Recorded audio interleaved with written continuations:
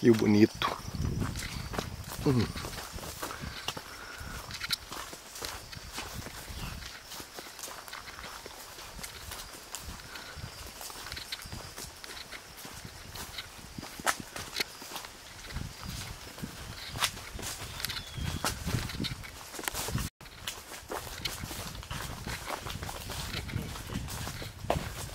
É alguma palmeira aí.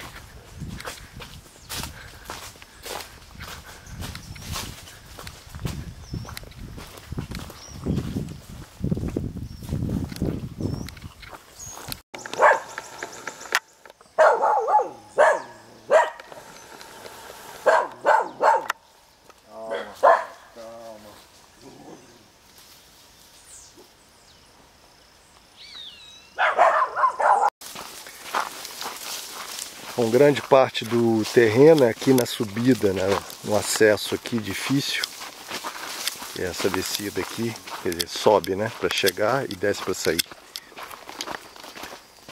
Essa parte aqui do lado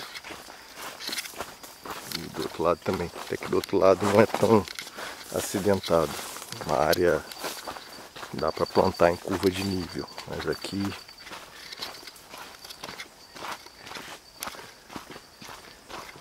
acesso difícil.